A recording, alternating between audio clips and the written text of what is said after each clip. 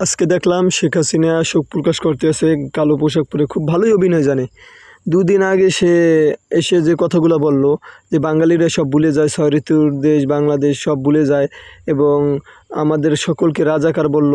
এবং সে বলল যে পুলিশেরা যা করার করবে, পুলিশের হাতে ক্ষমতা দিয়ে দিল।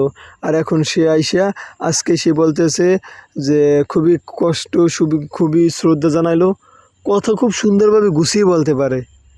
ছাত্র আন্দোলনে কতগুলো ছাত্র শহীদ হয়ে গেল।